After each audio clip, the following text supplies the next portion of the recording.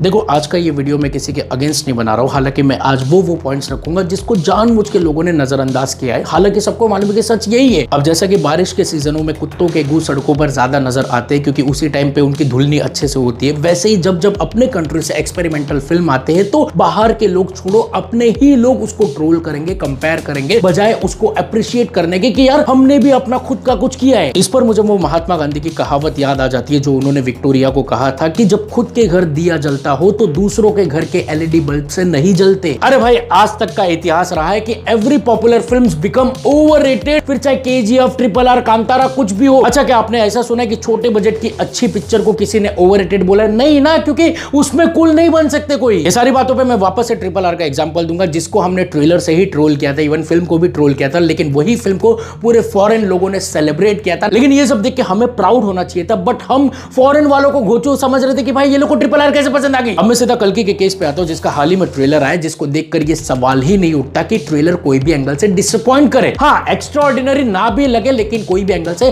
खराब तो नहीं था। अब कल्कि के केस में एक और बड़ी बात थी जिसके बारे में हमें चर्चा करनी चाहिए थी, लेकिन हमने इस पे कॉपी का टैग लगा दिया, कंपैरिजन का टैग लगा दिया, लेकिन ये किसी ने नोटिस नहीं किया कि हमने फिर भी एक लेवल पे चीजें किया जो कोई भी एंगल से चीप नहीं लग रहा था। हालांकि हर बड़ी बजट की फिल्मों का कंपैरिजन, सिमिलरिटी किसी ना किसी हॉलीवुड से हुआ ही है, लेकिन लोग ये भी भूल जाते कि भाई हॉलीवुड के कोई भी फिल्म का बजट ले लो वो 1000 से 1500 करोड़ रहता है, 2000 करोड़ रहता है, बट हमने ये चीज 600 करोड़ में इतना अपना इंडियन माइथो यूज करके साईफाई वर्ल्ड को ऐसा दिखाया है जिसपे भाई साहब लाखन चर्चा हो रहे। सच बता रहा हूं, जब मैं ही ट्रेलर को वापस देखा तो उसके हर एक फ्रेम में इतनी माइन्यूट डिटेल्स देखने मिली कि भाई साहब मैं बोला कि यार लोग इसको कॉपी कर रहे हैं। भाई एक बार तुम उतरो तो इसके मैदान में, तुम रिसर्च करने बैठ जाओगे। देखो मैं इतने साल से रिव्यू कर रहा हूं, मेरे रिव्यूज में कभी ऊपर नीचे हो जाते तो लोग मेरे को कंसीडर करते हैं इसका हेटर उसका हेटर, लेकिन सबको पता है कि जब रही बात अच्छी फिल्म को सपोर्ट करने की तो तुम्हारे भाई ने आंख बंद करके सपोर्ट किया है। फिर चाहे मैंने कभी भी ये भी नहीं देखा कि यार ये कौन से इंडस्ट्री से आ रही कौन से नहीं, ये अपने इंडियन सिनेमा से आ रही, तो भाई बात सपोर्ट की बनती है। फिर चाहे ब्रह्मास्त्र हो या हनुमान, केजीएफ हो या कांतारा। एंड तुम मानो या ना मानो जो फिल्मों की मैंने अभी नाम ली इसकी ग्राउंड लेवल पे हाइप हमेशा से रही है, क्योंकि ऑडियंस ने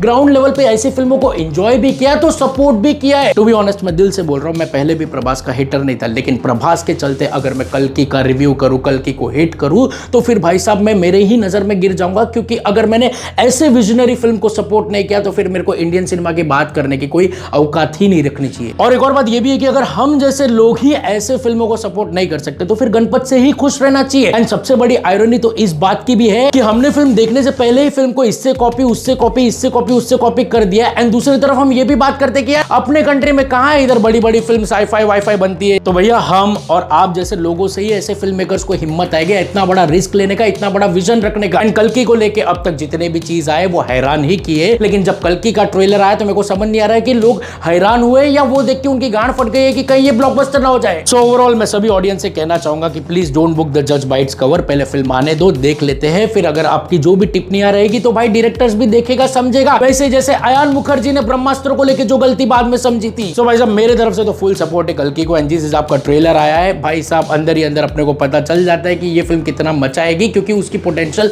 क्लियर विजिबल होती है। बाकी यार मत करो सब्सक्राइब, कोई लेना देना नहीं है, बस यही कहूंगा कि यार it's time to celebrate the perfect pan India film and the perfect comeback of Prabhas. Video अच्छा लगे तो लाइक कर देना, वरना बाय।